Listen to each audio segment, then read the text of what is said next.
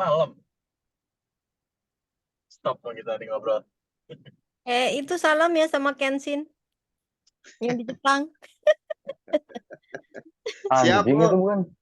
Anjing. Ya udah, oke, kita lanjut ya. Oh ya, Bu. Hmm. Alhamdulillah. Alhamdulillah. Oke, perusahaan jadi ini perusahaan monopolistik ini tidak akan memperoleh keuntungan ekonomi dalam jangka panjang. Kenapa? Karena eh, s- sebaliknya seperti perusahaan persaingan sempurna, perusahaan persaingan monopolistik ini hanya menghasilkan laba ekonomi nol atau hanya laba normal dalam jangka panjang. Alasannya karena kemudahan masuk ya, perusahaan lainnya, keuntungan jangka pendeknya menarik perusahaan-perusahaan baru ke dalam industri. Ketika Vitality memperoleh keuntungan jangka pendek, masuknya perusahaan-perusahaan baru itu akan menggeser kurva permintaan Vitality ke kiri karena sebagian pangsa pasarnya diambil oleh perusahaan-perusahaan baru yang mencari keuntungan. Lalu pergeseran kurva permintaan perusahaan ke kiri terus berlanjut dalam jangka panjang hingga perusahaan itu memperoleh laba ekonomi nol. Yang terjadi ketika kurva permintaan bersinggungan dengan kurva ATC, ini kurva permintaannya, dia bersinggungan dengan kurva ATC di sini, menunjukkan kondisi keseimbangan jangka panjang untuk Vitality. Jadi kalau outputnya 500, ini kalau output 500 per kotak per minggu, di mana kurva permintaan ini bersinggungan dengan kurva ATC. Di mana MR itu sama dengan MC. Ya, kalau MR sama dengan MC itu berada di sini nih. MR sama dengan MC, dia bersinggungan di sini. Ingat bahwa MR sama dengan MC itu adalah kondisi maksimalisasi keuntungan bagi suatu perusahaan. Artinya pada output maksimalisasi keuntungan, P itu sama dengan ATC. Dan perusahaan itu memperoleh keuntungan nol. Jadi price-nya atau harganya sama dengan rata-rata total cost. Dan tentu dengan price yang sama dengan rata-rata total cost, perusahaan itu pasti keuntungannya nol. Karena itu adalah sama dengan pengeluaran. Ketika keseimbangan jangka panjang dengan keuntungan ekonomi nol tercapai dalam industri persaingan monopolistik, tidak ada insentif bagi perusahaan-perusahaan baru untuk masuk. Hasil ini menyebabkan keuntungan ekonomi nol serupa dengan hasil jangka panjang bagi perusahaan dalam persaingan sempurna. Jadi ini adalah sekali lagi persaingan monopolistik adalah kombinasi antara monopoli dan juga pasar persaingan sempurna. Ini salah satu asumsi kita mengabaikan, ini asumsi selanjutnya ya, kita mengabaikan kemungkinan perusahaan terlibat dalam peningkatan persaingan non-harga. Non-harga tadi itu seperti iklan ya. Kemudian persaingan non-harga itu memasang iklan, meningkatkan kualitas, lebih efisien dan inovatif. Jadi menghadapi persaingan yang ketat dalam jangka panjang, biasanya Vitality serta merek lain ini mungkin akan mencoba merebut kembali pangsa pasar dengan memasang iklan, meningkatkan kualitas, dan menggunakan bentuk persaingan non-harga lainnya. Jika hal ini benar-benar terjadi, maka perusahaan tersebut mungkin berhasil mengurangi penurunan permintaan terhadap produk mereka. Namun sisi sebaliknya adalah biaya rata-rata mereka akan meningkat. Biaya termasuk karena adanya tadi peningkatan faktor non-harga, ya, persaingan non-harga tadi. Dalam analisis di atas, kita juga mengabaikan kemungkinan perusahaan terlibat dalam peningkatan persaingan non-harga dalam keadaan ini, sehingga kita dapat berkonsentrasi pada dampak peningkatan persaingan pada kurva permintaan saja. Nah, oleh karena itu dalam pasar yang dinamis, perusahaan pesaing monopoli seperti Vitality,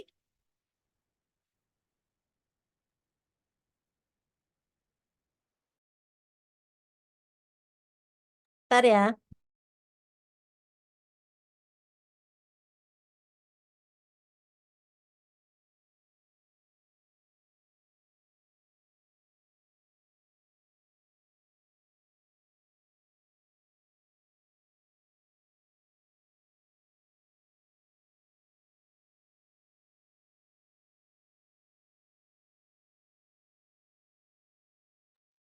Oke, Dalam pasar yang dinamis, perusahaan pesaing monopoli seperti Vitality dapat terus memperoleh keuntungan ekonomi seiring berjalannya waktu dengan menjadi lebih efisien dan inovatif dalam memproduksi outputnya. Jadi, harus melakukan inovasi lagi dan lebih, efisien untuk masalah keuntungan jangka panjangnya ya. Kemudian, hasil jangka panjang dari pesaing monopolistik mengalami kerugian jangka pendek, bukan keuntungan ya. Pergeseran kurva permintaan yang akan terjadi ketika perusahaan keluar dari industri dalam jangka panjang dan akibat perubahan harga. Dalam keseimbangan jangka panjang, perusahaan yang masih bertahan dalam industri ini tidak akan memperoleh keuntungan ekonomi sama sekali. Jadi singkatnya, equilibrium atau keseimbangan jangka pendek bagi pesaing monopolistik dapat menghasilkan kerugian ekonomi, keuntungan ekonomi nol, atau keuntungan ekonomi dalam jangka panjang, pesaing monopolistik tidak menghasilkan keuntungan ekonomi sama sekali. Nah, sebenarnya ada pertanyaan, apakah pesaing monopolistik itu merupakan salah pengalokasian sumber daya? Jadi seperti dalam kasus monopoli, perusahaan persaingan monopolistik gagal dalam uji efisiensi. Kalau kita lihat di gambar 93A ini, mereproduksi kondisi jangka panjang dari gambar 92 sebagai perbandingan. Jadi gambar 93B diasumsikan ya bahwa pasar makanan ringan kesehatan berada dalam persaingan sempurna. Nah, untuk memudahkan penjelasan, diasumsikan juga bahwa biaya Vitality tetap tidak berubah. Jadi biayanya dianggap tetap ya. Ketika struktur pasar berubah menjadi persaingan sempurna, jadi artinya dari awal ini kan persaingannya awalnya monopoli lalu berubah menjadi pasar persaingan sempurna. Asumsi awal adalah harganya tidak berubah.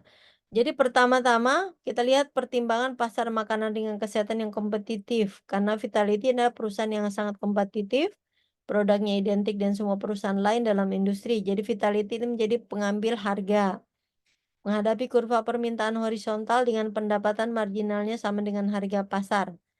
Jadi eh, ini harga pasarnya, pendapatannya sama dengan harga pasar. Dalam jangka panjang, kekuatan pasar masuk dan keluar perusahaannya akan menetapkan harga keseimbangan pada ATC. Jadi di titik ini ya, ATC. Jadi dia berada pada $16 per kotak. Pada harga keseimbangan jangka panjang, Vitality itu memproduksi 800, ini di sini 800 kotak dan tidak menghasilkan keuntungan ekonomi karena dia ini ATC-nya juga berada di sini. Jadi harganya di sini, ATC-nya juga berada di kurva ini. Jadi tentu dia keuntungan ekonominya nol. Jadi kapan sih, coba di chat ya, kapan sih perusahaan itu dikatakan dalam kondisi ini ya, kapan perusahaan dikatakan itu tidak memperoleh atau tidak menghasilkan keuntungan ekonomi sama sekali dalam kondisi ini? Monggo di chat.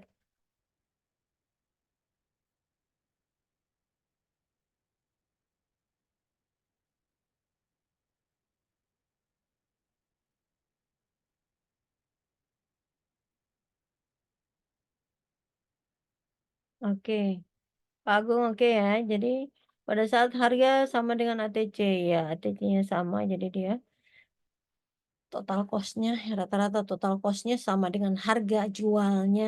Jadi kan sama ya. Lanjut. Saat biaya produksi sama dengan harga jual. Oke. Biaya produksi itu ada yang disebut variable cost ya, ada fixed cost, ada total cost. Nah, Pak Rahman yang dimaksud dengan biaya produksi yang mana? Biaya produksi yang variabel kah? Yang total cost kah? Atau yang fixed cost kah? Oke, pada saat harga jual sama dengan ATC. Oke. Jadi yang dimaksud dengan total cost ya. Total cost itu adalah gabungan antara fixed cost dan variable cost. Oke.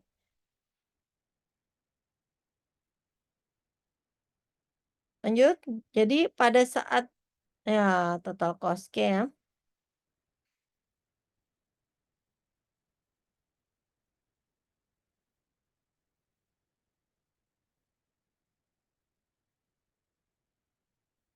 Nah, dalam kondisi persaingan sempurna pada bagian B ini, vitality itu menjadi pengambil harga, bukan pembuat harga, ya. Artinya karena dia sudah di pasar persaingan sempurna. Kalau dia ada di monopoli, maka dia adalah pembuat harga. Di sini perusahaan menghadapi kurva permintaan horizontal, ya, kurva permintaannya horizontal di kurva B. Lalu pada harga keseimbangan jangka panjangnya sebesar $16, ini ya, $16, outputnya adalah 800. Outputnya di sini 800, yang merupakan titik terendah pada kurva ATC.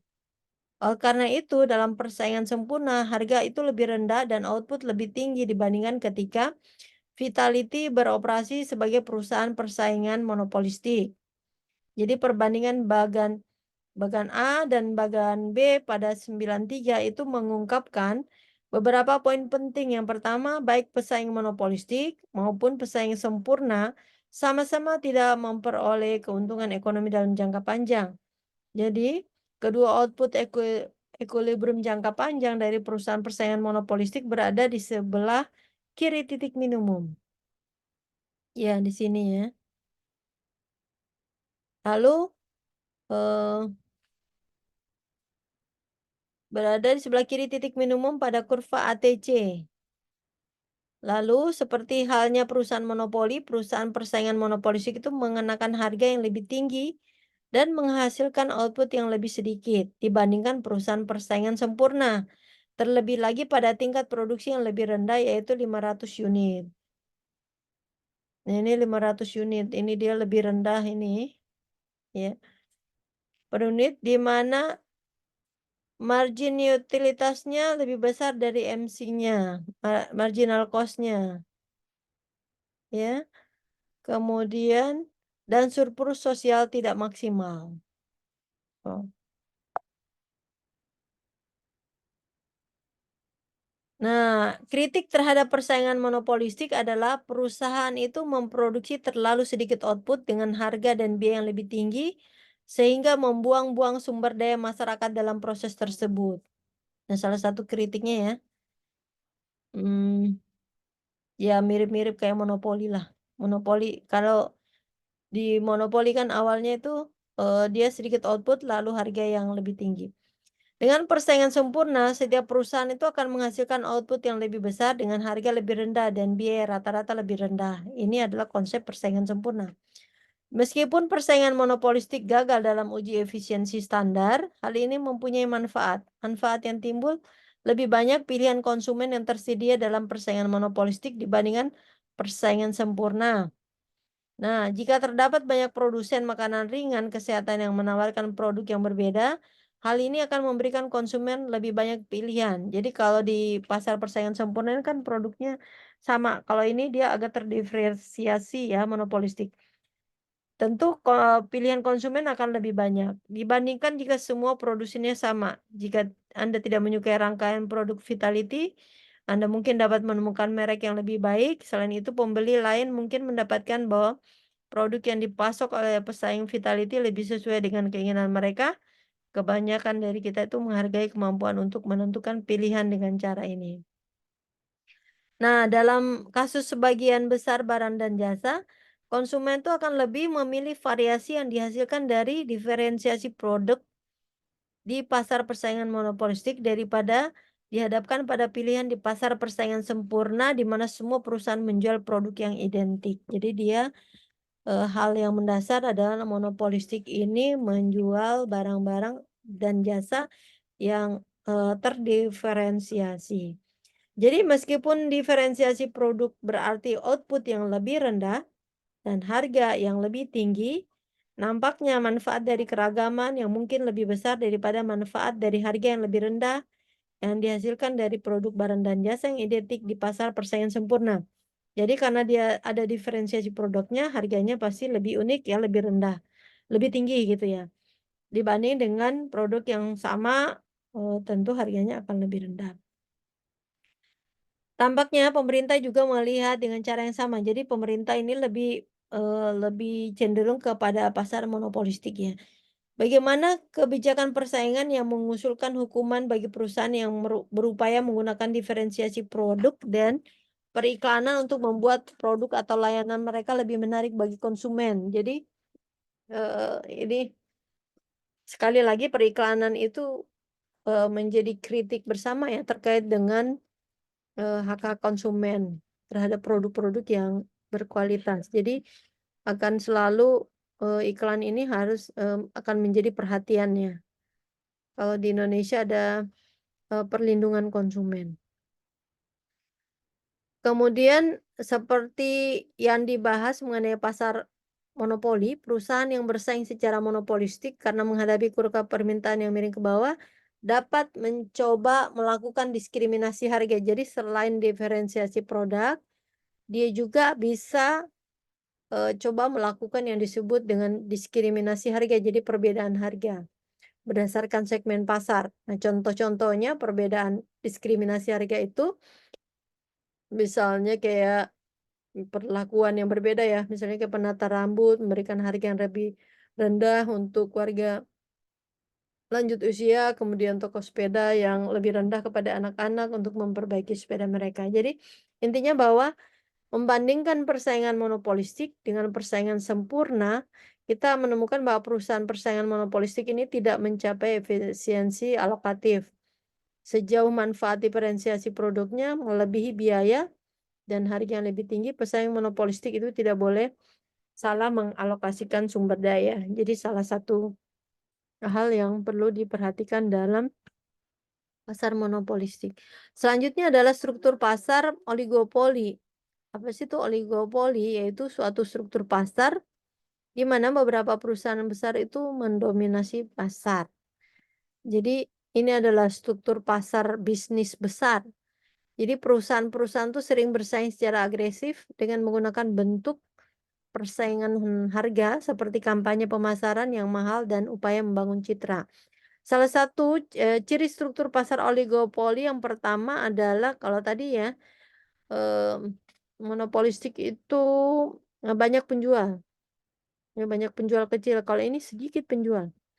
Yang kedua ini produknya homogen atau terdiferensiasi. Jadi dia bisa produknya sama atau dia juga unik atau berbeda.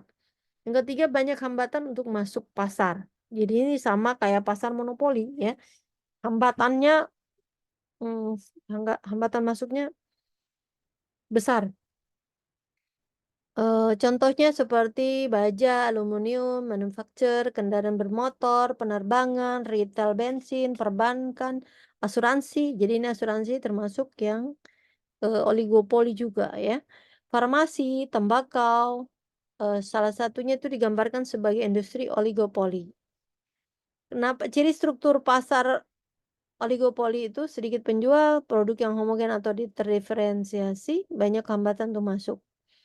Nah, karena jumlah perusahaan oligopolistik dalam perekonomian relatif kecil, maka di antara perusahaan-perusahaan tersebut mempunyai andil besar terhadap total output yang diproduksi dalam perekonomian. Ya pastinya ya. Jadi perusahaan-perusahaan kecil, perusahaan-perusahaan yang sedikit itu memiliki andil terhadap total output.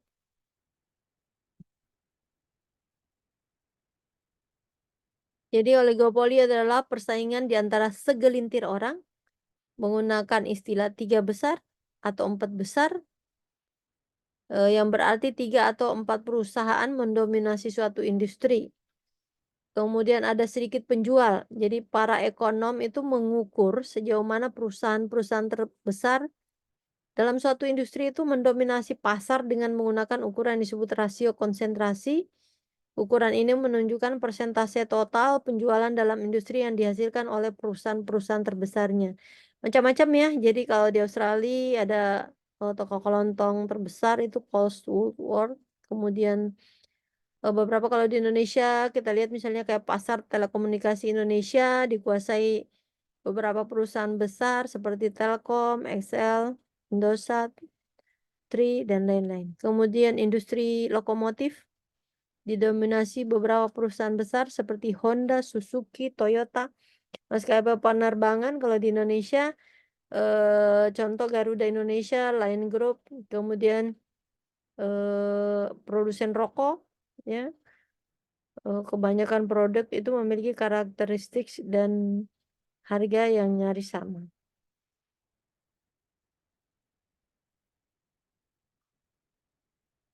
Jadi ini karena hanya ada sedikit perusahaan di pasar, ketika satu perusahaan berusaha meningkatkan output dengan menurunkan harga, hal itu akan berdampak besar pada penjualan dan keuntungan pesaingnya.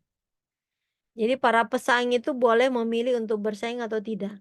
Nah, oleh karena itu hasil dari setiap keputusan penetapan harga yang dilakukan oleh perusahaan oligopoli akan bergantung pada bagaimana para pesaingnya bereaksi terhadap perubahan harga tersebut.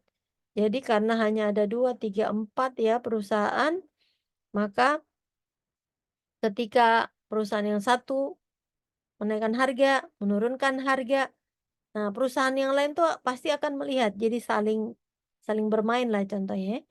Ciri penting perusahaan dalam struktur pasar oligopoli, mereka itu cenderung saling bergantung satu sama lain. Jadi saling memperhatikan. Akibatnya adalah bahwa di oligopoli ada saling ketergantungan. Nah, kalau misalnya contoh ya, kan saling melihat nih ketika bulan nanti nih ya, Idul Fitri misalnya gitu ya. Harga-harga tiket naik nih. Ya, misalnya Garuda menaikkan harga tiket.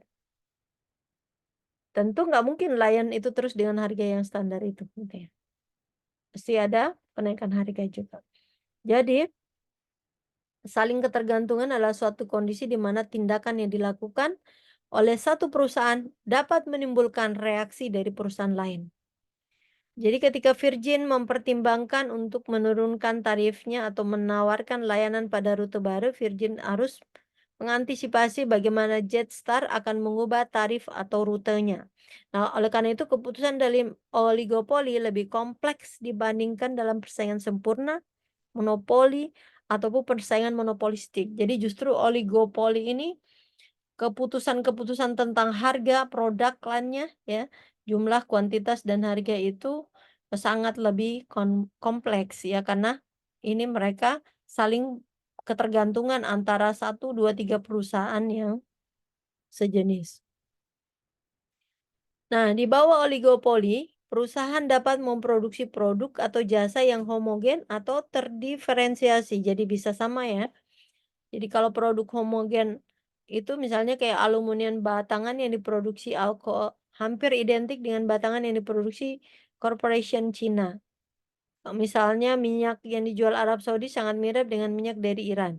Demikian pula seng mentah, tembaga, dan baja ini merupakan produk standar. Namun layanan perbankan yang dihasilkan oleh 4 besar bank, misalnya ke di Australia, ini merupakan produk yang berbeda. Kemudian ada perjalanan udara domestik, minuman ringan, produk tembakau, dan asuransi juga merupakan layanan atau produk terdiferensiasi yang dijual oleh perusahaan oligopoli. Nah, diferensiasi produk ini tidak hanya memungkinkan perusahaan untuk mendapatkan loyalitas dari konsumen, tetapi juga dapat digunakan sebagai media untuk melakukan diskriminasi harga. Ya, jadi dua itu diferensiasi produknya sangat memungkinkan.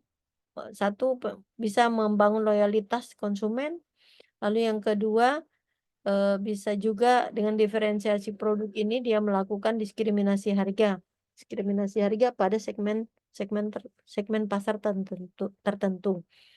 Misalnya kayak bank itu memiliki struktur biaya yang lebih rendah untuk pelajar dan pensiunan, dan jaringan supermarket membebankan harga yang berbeda untuk produk yang sama kepada pelanggan yang berbeda menggunakan promosi pribadi atau penawaran diskon melalui email. Misalnya kayak kita punya kartu kartu ya, kartu Alfa, kartu apa ya, tentu, sudah banyak ada promosi dan juga penawaran khusus ya. Banyak sekarang penawaran yang berbasis kartu anggota atau dalam rangka membangun upaya, eee, meningkatkan loyalitas konsumen. Nah, hambatan untuk masuk. Mirip dengan monopoli, hambatan masuk yang besar pasar oligopoli adalah dalam rangka melindungi perusahaan dari pendatang baru. Kemudian hambatan lainnya adalah persyaratan finansial yang sangat besar. Yang kedua, kendala atas sumber daya penting. Terus selanjutnya itu hak paten. Terus hambatan hukum lainnya, misalnya kayak izin. Terus hambatan yang paling terbesar adalah skala ekonomi. Ya. Jadi hambatan persyaratan finansial, ya. Kemudian untuk masuk pasar ya, kendali atas sumber daya penting oleh perusahaan yang sudah ada. Jadi sumber daya penting yang sudah ada itu dikendalikan oleh perusahaan yang memang sudah sebelumnya sudah ada. Kemudian hak paten yang dipegang oleh perusahaan yang sudah ada, hambatan hukum lainnya seperti izin untuk izin yang diperlukan untuk operator bank atau dan kasino ya kalau di perusahaan-perusahaan perjudian. Namun hambatan terbesar untuk masuk ke dalam struktur pasar oligopoli adalah skala ekonomi, misalnya produsen mobil yang lebih besar mencapai total biaya rata-rata yang lebih rendah dibandingkan dengan yang dikeluarkan oleh perusahaan yang lebih kecil. Akibatnya industri manufaktur mobil dunia telah berubah dari ratusan perusahaan sebelum Perang Dunia Kedua menjadi tidak lebih dari 20 pemain penting saat ini. Jadi pemain penting di industri manufaktur mobil dari ratusan kemudian berkurang menjadi hanya sampai 20 pemain. Nah, selanjutnya keputusan harga dan output bagi oligopoli. Pengambilan keputusan harga dan output dalam oligopoli ibarat bermain catur di mana pergerakan seorang pemain bergantung pada antisipasi reaksi pemain lawan. Jadi kalau catur kan begitu ya, maju, pion, maju, jadi strateginya. Jadi yang disebut dengan teori permainan. Jadi teori permainan adalah perilaku oligopolis yang sangat mirip dengan perilaku para pemain permainan. Teori permainan ini adalah teori yang telah berkembang untuk membantu menganalisis dan menjelaskan bagaimana pelaku industri itu membuat keputusan produksi dan penetapan harga yang strategis. Jadi dua hal ya, keputusan produksinya, yang kedua adalah penetapan harga. Dia menggunakan teori permainan. Jadi saling ketergantungan antara perusahaan, jadi sesuai yang disampaikan dari awal ya, bahwa ada saling ketergantungan antara perusahaan dalam oligopoli, membuat struktur pasar ini lebih sulit dianalisis dibandingkan persaingan sempurna, monopoli atau persaingan monopolistik. Namun demikian, kekuatan pasar yang diperoleh oligopolis dari hambatan masuk yang signifikan berarti bahwa seperti halnya perusahaan monopoli. Jadi mereka dapat memperoleh keuntungan ekonomi dalam jangka panjang. Namun demikian keputusan harga output yang diambil oleh suatu perusahaan oligopolis itu bukan sekedar persoalan penetapan harga di mana MR sama dengan MC. MR sama dengan MC itu sama dengan apa? Keuntungan ya. Memang benar sehingga struktur pasar ini sering dianalisis oleh subdisiplin khusus yang disebut dengan teori permainan. Jadi untuk melihat dan menganalisis ya, ini kita oligopoli, khususnya oligopoli, melihatnya dengan menggunakan teori permainan, yaitu melihat reaksi, antisipasi reaksi pemain lawan. Jadi kalau sering main catur, bagaimana antisipasinya? Sangat ditentukan. Permainannya menentukan harga dan juga kuantitas produksinya itu sangat ditentukan dengan reaksi lawannya atau temennya ya, teman oligopolinya. Jadi skenario sederhananya adalah, ini kita ambil skenario yang sederhana saja ya, nggak usah repot-repot lah ya. Misalnya sampai 3 ini 2 pemasok di pasar, situasi yang dikenal sebagai duopoli. Duopoli ini salah satu oligopoli juga. Duopoli adalah struktur pasar oligopoli yang ditandai dengan hanya ada 2 penjual. Jadi kita menggunakan teori permainan. Skenario sederhananya tadi hanya ada 2 pemasok. Ada dua kemungkinan hasil pasar. Yang pertama, dua pesaing memperoleh keuntungan sebesar 8 juta dolar. Dan yang keduanya adalah memperoleh keuntungan sebesar 16 juta dolar. Nah, duopoli adalah struktur pasar yang ditandai dengan hanya ada dua penjual. Sebagai pemaksimal keuntungan, pasti lebih memilih keuntungan yang lebih banyak daripada keuntungan lebih sedikit. Dan oleh karena itu, pasti akan memilih yang 16 juta dolar tersebut. Nah, begitu juga dengan pesaing. Jika dua penjual lebih menyukai hasil yang kedua daripada satu. Nah, pertanyaannya, apakah hasil yang dua tadi yang 16 juta dolar itu akan terjadi? Nah, kita sebelum kita memeriksa skenario ini lebih detail lagi, kita akan jadi kan ada teori permainan yang tadi. Nah, kita akan menyajikan yang disebut dengan dilema dilema tahanan yang diciptakan oleh Albert Tucker. Ya, untuk mengilustrasi pengambilan keputusan strategis yang dapat mengarah pada hasil yang logis, namun tampaknya intuitif. Jadi, selain tadi logika teori permainan, ada lagi yang disebut dengan teori apa tadi? Dilema tahanan oleh Albert Tucker. Apa itu dilema tahanan? Jadi ini adalah, salah satu contoh ya, dilema tahanan yang dicontohkan oleh Albert Tucker ini. Jadi permainan pengambilan keputusan strategis, di mana di situ dicontohkan ada kejahatan, hukuman, kemudian, ada kerjasama, perjanjian tawar-menawar. Contoh yang diberikan ini, ada 2 penjahat, yaitu David dan Peter. Nggak ada kan namanya sini David sama Peter? Hah? Peter nggak ada, Bu. David David ada? ada, Bu, David, Bu. Ya udah mau ganti nggak namanya? Hari aja. Beda tulisannya kok Bu, beda aman Bu. Ya udah ganti Ipin Upin aja.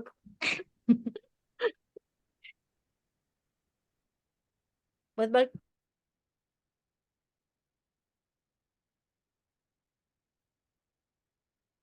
Mana sih?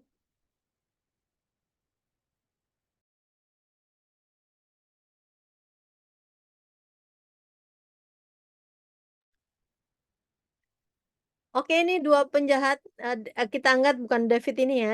David dan Peter ini ditangkap polisi saat melakukan operasi rutin di pinggir jalan. Diduga dia melakukan perampokan bank yang serius. Faktanya mereka memang melakukan kejahatan tersebut. Jika terbukti bersalah, mereka itu akan menghadapi hukuman penjara jangka panjangnya 5 tahun. Namun, jaksa penuntut hanya mempunyai cukup bukti kuat untuk menghukum mereka atas pelanggaran ringan saja, yaitu kepemilikan senjata api, yang ancaman hukumannya adalah 1 tahun penjara. Setiap penjahat ditahan di sel terpisah dan diberitahu bahwa mereka itu dapat mengakui atau menyangkal tuduhan perampokan bank. Jika yang satu mau bekerja sama dan mengaku, sedangkan yang lain menyangkal, maka yang mengaku akan diberikan status sebagai saksi, kaki tangan, dan dibebaskan. Dan rekannya akan menerima hukuman yang lebih berat, yaitu 20 tahun penjara. Jika keduanya mengaku, mereka akan mendapatkan perjanjian tawar-menawar, pembelaan, dan masing-masing akan mendapatkan hukuman sementara selama 5 tahun. Skenario ini menggambarkan permainan pengambilan keputusan strategis. Dalam teori permainan, kedua penjahat tersebut disebut pemain. Setiap pemain harus memutuskan suatu tindakan strategi dengan mempertimbangkan tindakan pemain lain. Babak playoff-nya, permainan, hasil yang diterima pemain dari memainkan permainan ini disajikan dalam gambar ini ya. Misalnya, jika Peter menyangkal dan David mengaku, David itu akan dibebaskan dan Peter akan dipenjara selama 20 tahun. Jadi mengingat kedua individu tersebut tidak dapat berkomunikasi satu sama lain, bagaimana mereka akan memainkan permainan tersebut? Mari kita pertimbangkan David. Jika Peter menyangkal, David jelas harus mengaku dan akan bebas. Sebaliknya, jika Peter mengaku, David juga harus mengaku agar hukumannya lebih ringan, yaitu 5 tahun penjara. Oleh karena itu, dalam permainan ini, David memiliki strategi mengaku yang dominan. Artinya, dia akan selalu mengaku, baik Peter mengaku atau menyangkal. Jadi strategi dominan adalah tindakan yang akan selalu dilakukan pemain tanpa menghiraukan tindakan pemain lain. Jadi ingat ya bahwa oligopoli ini adalah permainan. Dan salah satu strateginya adalah strategi dominan. Dominan ini adalah tidak menghiraukan tindakan pemain lainnya. Nah, contohnya inilah di dalam kurva ini. Jadi sangat mudah untuk melihat bahwa dari sudut pandang Peter, dia juga memiliki strategi yang dominan, yaitu mengaku. Ya.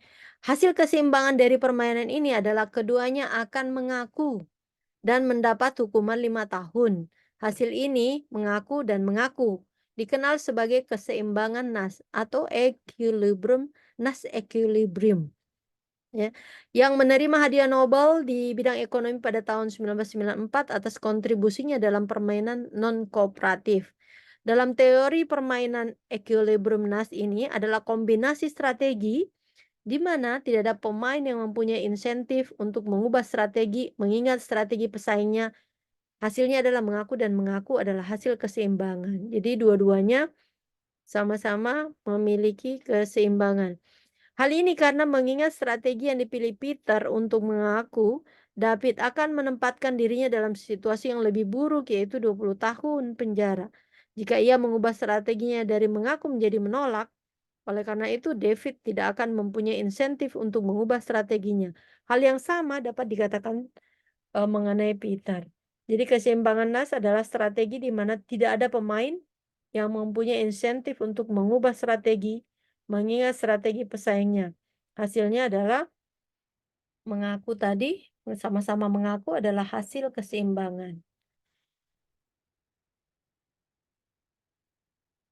Lalu, kombinasi strategi yang akan memajukan kepentingan bersama mereka adalah dengan menolak kedua pemain. Dalam hal ini, mereka masing-masing akan mendapatkan hukuman 1 tahun. Jadi kalau sama-sama nggak mengaku, hukumannya tuh 1 tahun aja.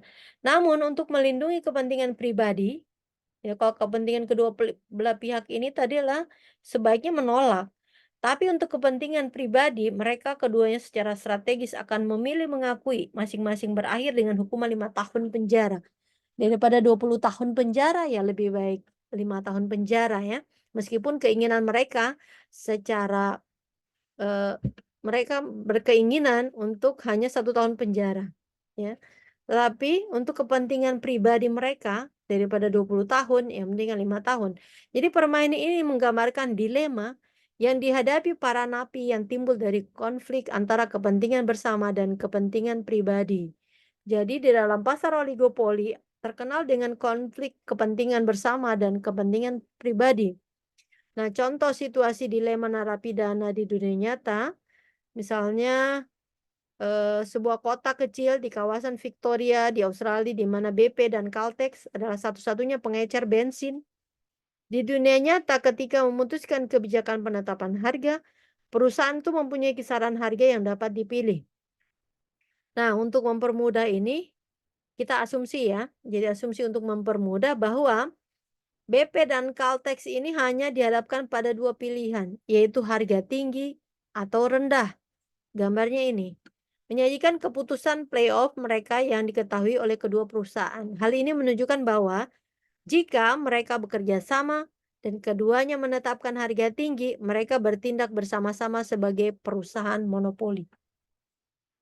Jadi kalau sama-sama harga tinggi nih 16,16 gitu ya, Caltex maupun BP, maka sesungguhnya mereka itu sedang berada pada pasaran monopoli. Ya. Karena permintaan bensin bersifat inelastis, mereka akan menghasilkan keuntungan bersama yang besarnya sebanyak $32. Ya, artinya 16 Caltex, lalu 16 BP, maka mereka mendapatkan keuntungan $32 juta.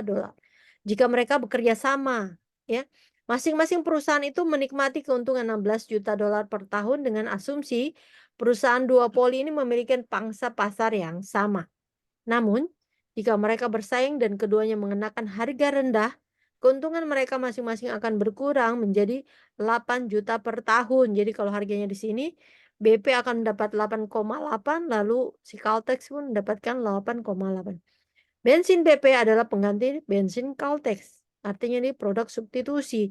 Jika salah satu pengecer bensin itu menetapkan harga tinggi, sedangkan pesaingnya menetapkan harga rendah, maka pengecer yang menetapkan harga rendah akan mengalami sebagian besar pelanggannya dan memperoleh keuntungan besar sebesar-besar 20 juta. Ya. Dan pengecer yang menetapkan harga tinggi akan memperoleh keuntungan yang jauh lebih sedikit, keuntungan 2 juta. Jadi pasti bergeser ya, pelanggan atau konsumen itu akan bergeser pada asumsinya ya, dengan harga rendah konsumen akan cenderung berpindah karena ini produknya homogen.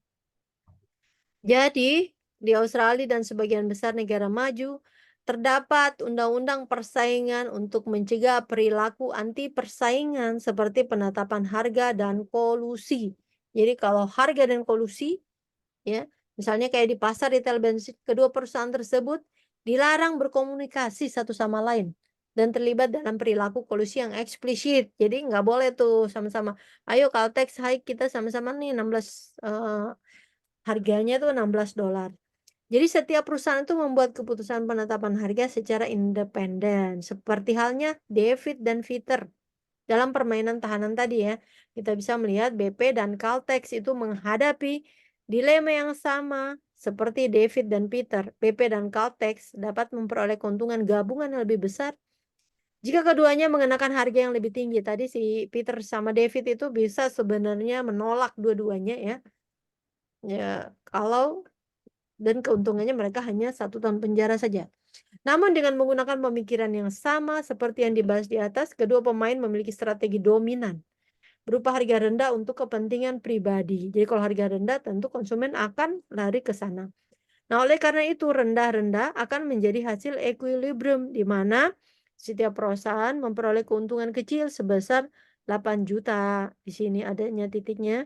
Seperti yang telah dibahas, rendah dan rendah adalah equilibrium NAS.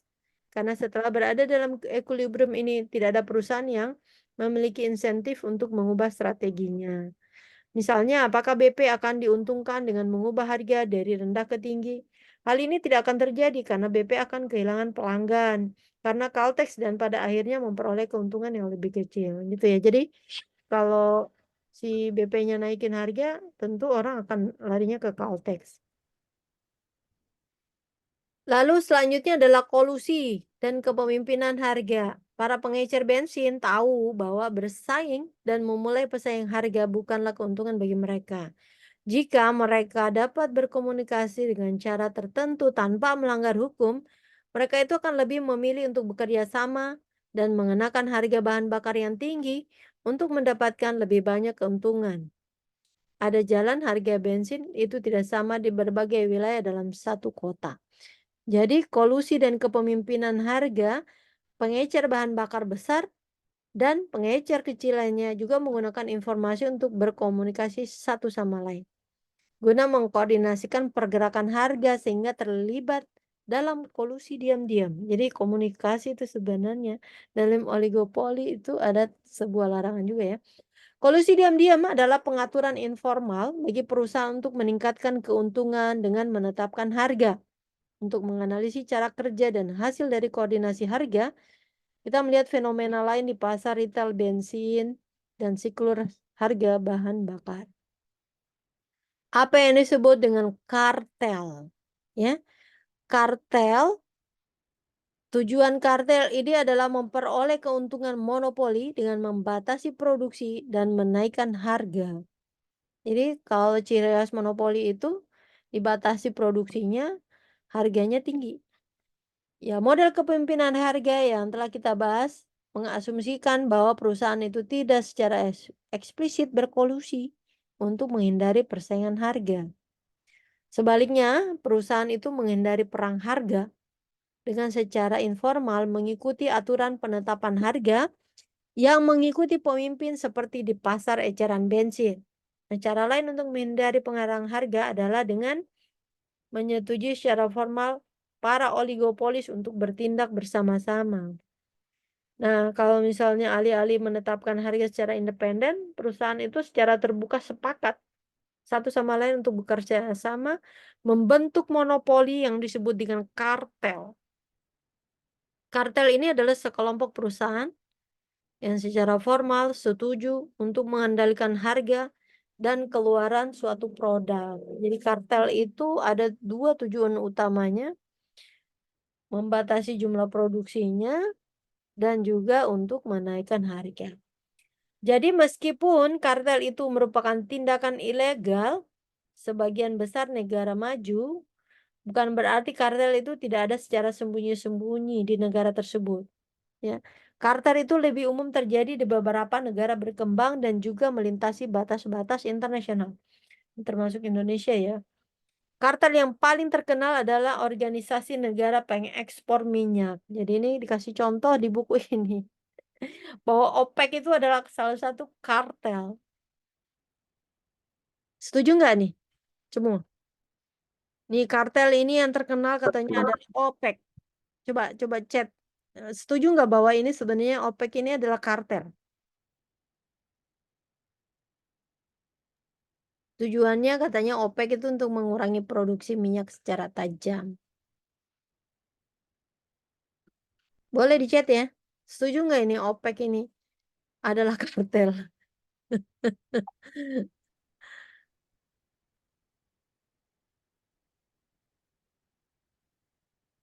Negara-negara OPEC.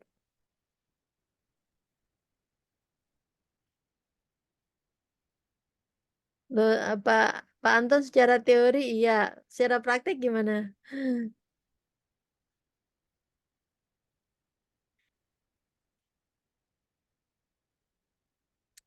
Mbak Ella setuju, Mbak Citra setuju.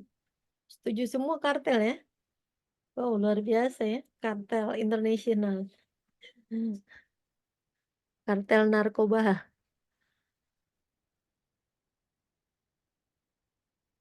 Setuju Bu karena OPEC yang menentukan harga minyak dunia. Oke. Pak Lukman.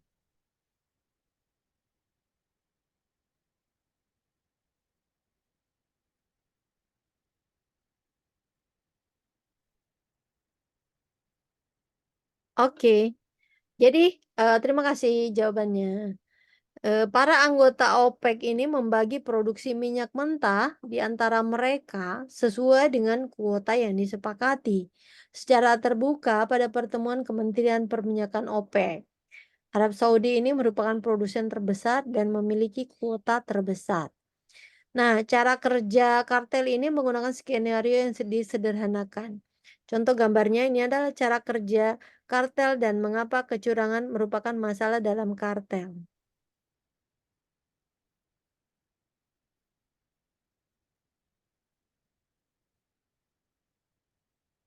Oke, mau setuju ya? Jadi analisis dimulai sebelum negara-negara penghasil minyak itu membentuk kartel. Jadi untuk menyederhanakan perhitungan diasumsikan terdapat dua perusahaan dan biaya marginal produksi minyak adalah konstan dengan biaya tetap nol. Berdasarkan asumsi ini, kurva MC dan ATC ini adalah sama pada gambar 96. Ya. 96A, jika industri minyak pada awalnya bersifat persaingan sempurna, maka kurva penawaran pasarnya adalah kurva biaya marginal. Jadi MC ini adalah kurva penawaran pasarnya.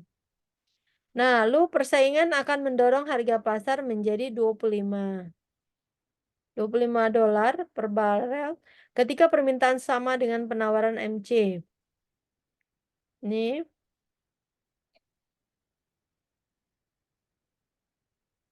pada output keseimbangan kompetitif sebesar 16 juta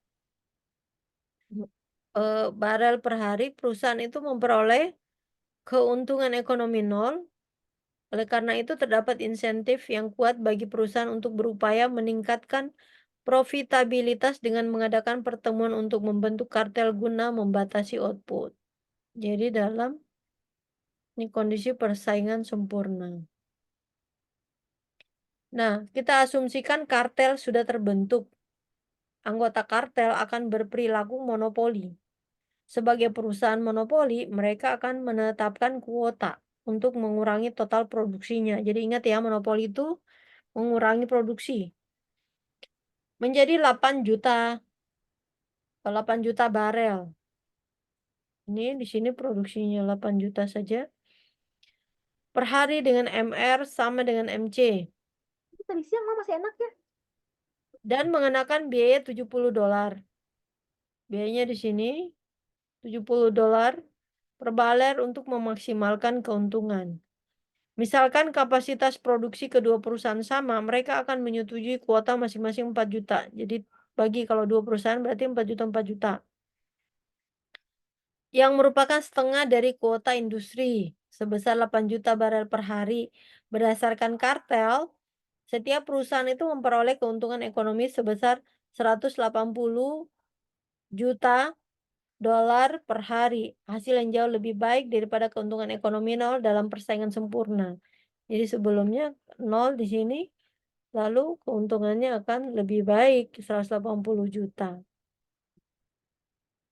Namun bagaimana jika satu perusahaan memutuskan untuk melakukan kecurangan dalam perjanjian kartel dengan meningkatkan produksinya sementara perusahaan lain tetap mempertahankan kuotanya?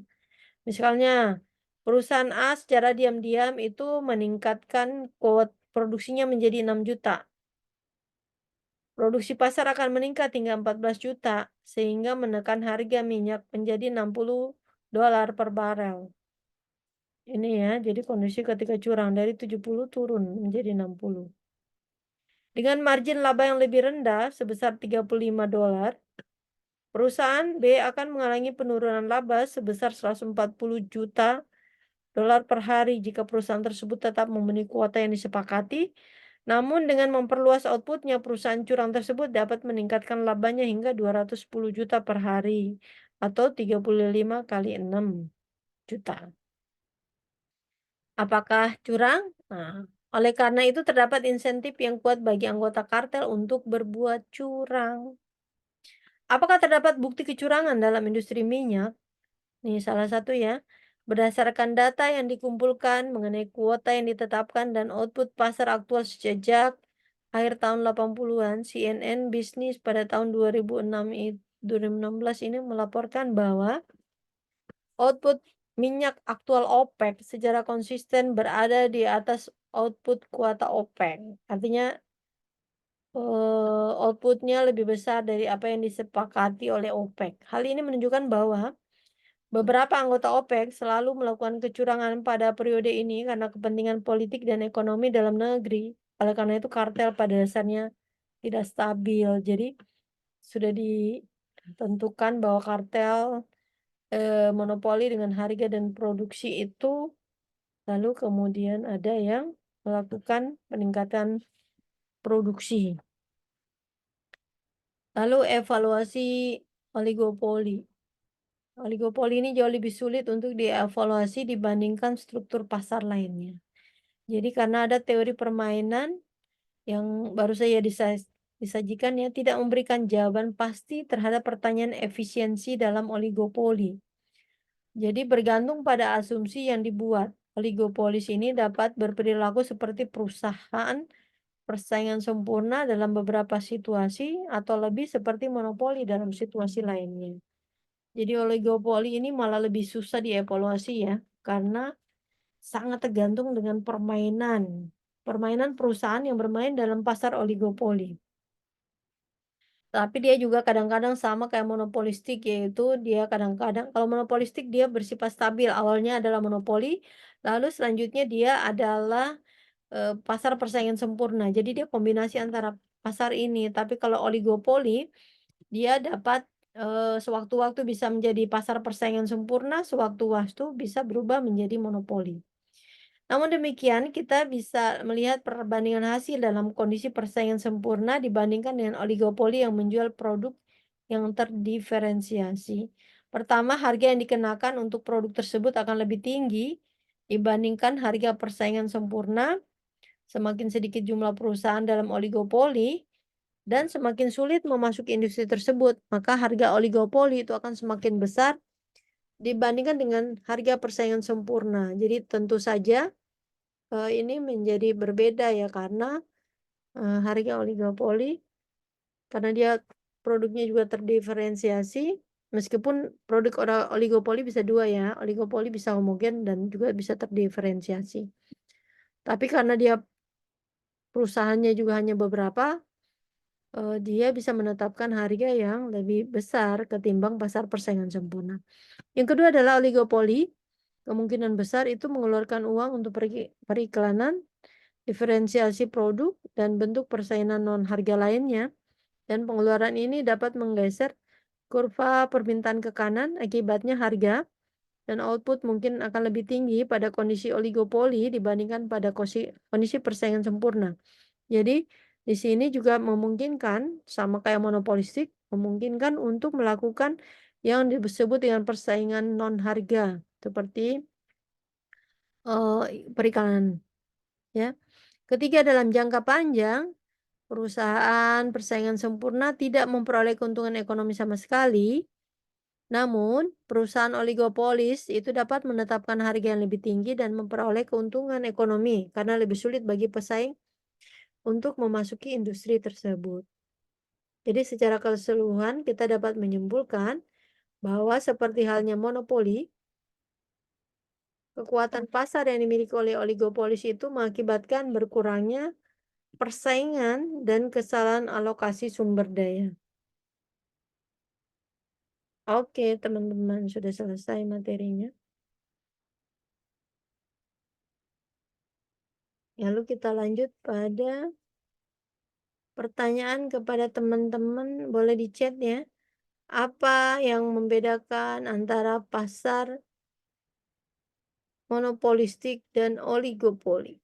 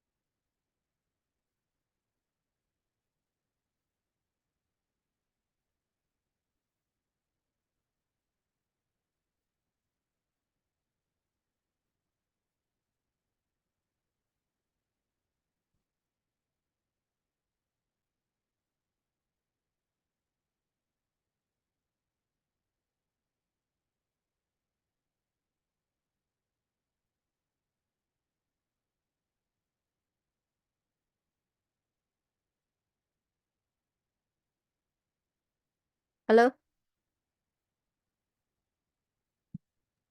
Iya, Bu. Kita kayaknya absen dulu ya. Iya, Bu. Iya, Bu.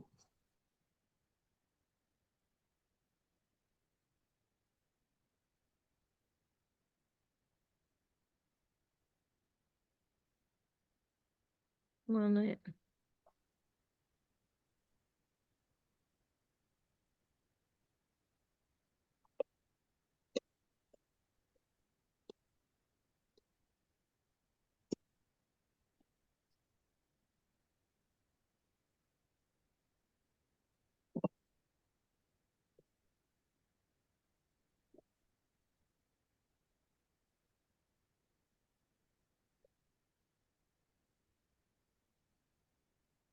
Oke, mau pakai barcode ya?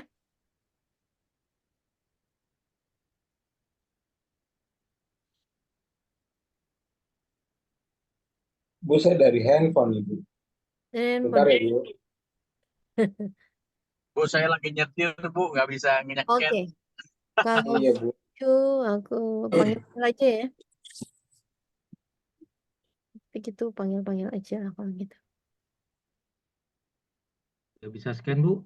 Jadwal sudah terlewat. Oh, masa? Iya, coba lagi, Bu, di share, Bu. Oke. Sudah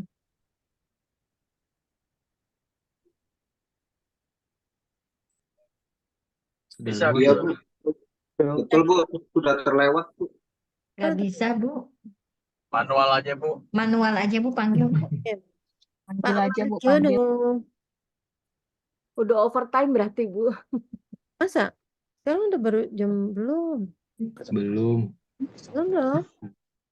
Kenyang Kan sih. jamnya 18.30 sampai 21. Sorry, ini 27 Februari yang lewat dong. Oh, alah. 4 Maret, Bu. Coba, Bu. Nah. Berarti yang kemarin, Ini kelas yang kemarin, Bu. iya kelas Yang kemarin udah hadir semua, Bu. Iya, di kelas udah terisi tuh. Itu bawahnya disimpan dulu, Bu. Kayaknya tadi keklik, terus diklik ulang, harus disimpan lagi deh, Bu. Kayaknya saya harus nggak usah simpan ya, soalnya ini kan yang kemarin. Gimana Oh. dong? Tapi tanggalnya tanggal kemarin itu ya, Bu, 27 Iya, Februari. Harusnya. Udah, back lagi aja Bu, back lagi, back.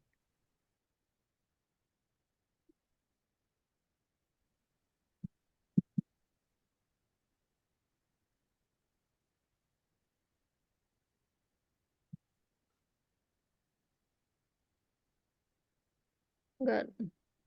Nah, itu, Bu, yang sesi Oh, Yang iya. sesi 2 selesai. Selesaikan sesi ntar ya. Nanti, Bu, presensi dulu, Bu. Oke. Pak Marjono. Mungkin boleh dicoba QR code-nya, Bu. Barangkali bisa. Oke.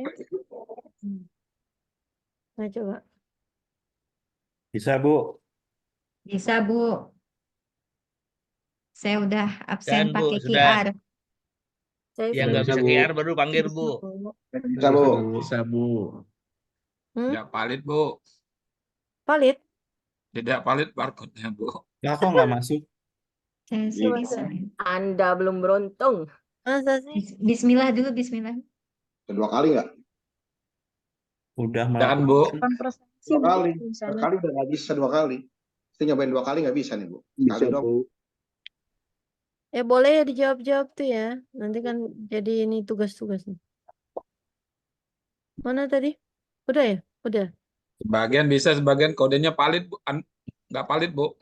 Panggil aja deh Bu, panggil. Ya, Oke. manual aja. Coba Manual. yang valid katanya yang mana? Coba. Udah ke klik belum? Coba di Kosong. refresh, Bu. Saya Di yang refresh, tadi Bu. peta Selesaikan yang tadi dulu, Ibu Bu. kasih sih udah bisa, Di Bu. refresh dulu, Tadi coba, saya. Bu. Selesaikan dulu itu. Belum Bu, ada baru nih. bisa update. Belum ada nih. Aduh. Coba Iya, coba belum refresh ada dulu, tuh, Bu. refresh dulu Bu, coba. Oh iya, ya, refresh dulu. Tunggu. Malum lah ya. Eh, Ada nih, Bu. Sudah berhasil, Bu. Oke, oke. Yang Pak Marjono belum ya? Yang belum berhasil dipanggil aja Bu, coba. Oke, Pak Marjono. Nggak hadir. Alfa, izin. Om Besan. Besannya ada, Bu. Pasti besan 1 ada, Bu. Siapa nih? Jadi Pak Marjono hadir apa? Izin. Lagi di dinas luar kota, Bu, Pak Marjono. Oh, Dina. Izin, Bu, izin. Izin, Bu. Izin itu Ada itu, Bu. ke grup dong. Ya. Ada di Tapi ini, yang- Bu. Hah? Ada, cuman nggak nyaut, Bu. Masa sih? Mana? Coba. Namanya ada, Bu, ikut, Bu. Di partisipan ada sih, Bu. Masa? Dia ada ngechat, Ada, Bu, di partisipan, Bu. sinyalnya jelek, Bu. Oh, sinyal jelek. Tadi ada ngechat, Nah. coba lihat. Lagi di Jadi hadir apa enggak? Hadir. Ya, hadir tuh, Bu. Nanti enggak? Hadir tuh Bu, total 3 Hadir, Bu. Dan wajahnya mungkin, Bu. Ya, beneran. Ada, Bu, di partisipan, Bu. Ada, Bu.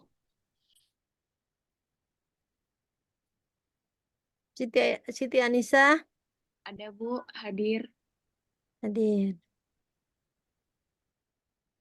Indra Hermansyah, Ada tadi, Bu. Hermansyah. Mana? David hadir, Bu. Lagi Lagi main salju, Bu. Pak Indra lagi main salju, Bu, di Jepang, Bu. Oh, Pak Indra ya? Pak Indra, oke, hadir ya? Hadir Tadi tadi, Bu. hadir, Bu. Ada, Bu. Lagi sama Geisha dia, Bu. Oh gitu. David hadir, Bu. Oke. Mana David? Ini, Bu. Siap. Enggak, maksudnya di sini. Oh, Di nah. depan ini. Pak Ari Oh, no. Putri. Okay. Can everyone see my screen? Ya, ya, Sat. Di Sutopo. Okay. Hadir, Bu. So not to do anything complicated, but basically Bernardo Adian. Bais ada, Bu. Bernardo Adian Sigmar Minggu Liga tuh, Bu. Bais, Bu. Ini banget ya. Apa hafal banget namanya. Di partisipan ada, Bu. Izin, Bu. Iya, suaranya kagak ada ya. Pak Rusel. Pak Rusel ini jadi narasumber ya? Iya, Bu. Acara dia, Bu. Tapi hadir apa? Sudahnya acara. Hadir apa izin? Hadir, Bu. Tadi izin lagi rapat dia, Bu. Oke. Rapat tadi, Bu. Pak Arci. Hadir, Bu. Oke. Pak Anton.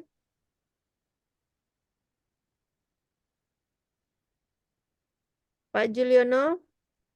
Hadir, Bu. Pak Anton belum ada nih ya kabarnya ya. Rudi Haryono.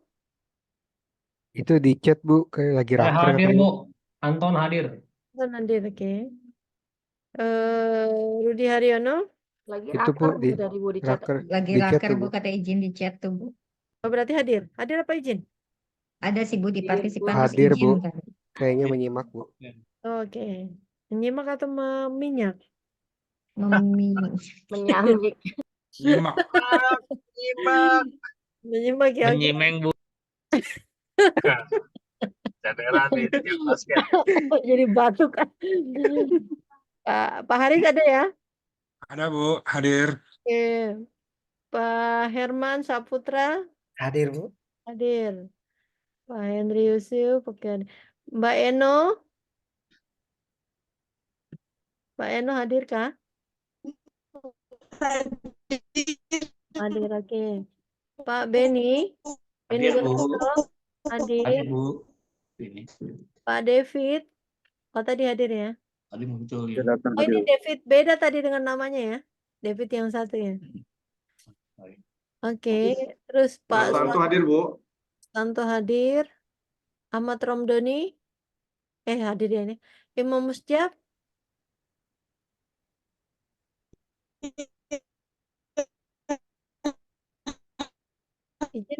Izin apa gimana? Boleh di chat nanti hadir apa enggak? Di partisipan sih nggak ada ya? ya. Di partisipan sih nggak ada. Izin, Bu. Apa? Bu. Hah? Izin mungkin ya Bu. Izin atau apa? Nah, ini teman-teman kalau ada yang izin, izinnya ke grup ya.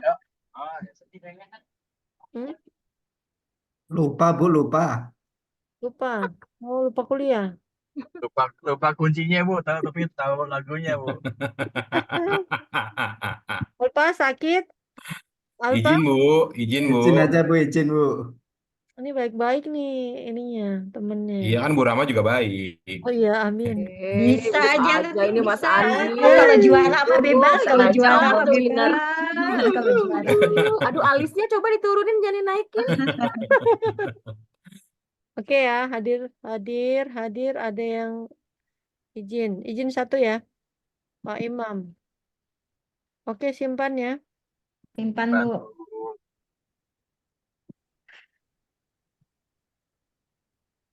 Terus setelah simpan, lalu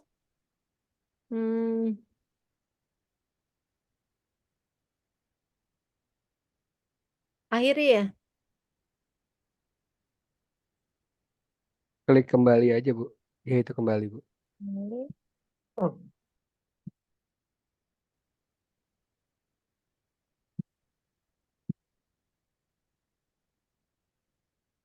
Lalu sudah dimulai, selesaikan sesi ya.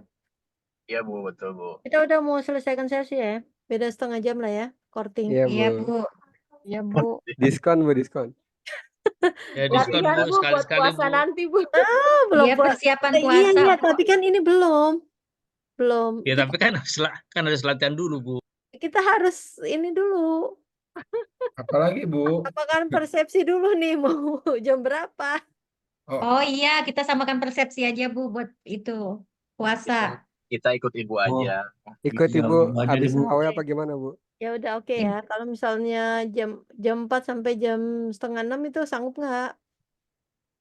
Jam 4 apa Bu? Sore Bu? Sore lah masih Ya subuh. sore Allahu dong. Akbar, Mas Andi. Keren habis raweh. Bisa Bu, bisa Bu. Bisa Bu, bisa Bu. Percintaan jam punya 4 jalan ibu itu aja, Bu. Bu. Gak bungkus saya Bu, jam 4 sampai jam 6 bungkus ke maghrib. Weh, kerja Amin. weh. Setengah 6 Mas Itu gue. dia kerja katanya. Jam Aku kerja mau jam Bu. 9 sampai jam 11. Ya setengah Saya sih 11. jam di jalan itu. Kalau saya sih jam. sih enak gak Bu lagi itikaf Bu, jam 9 Bu. aja Bu. Itikaf ya?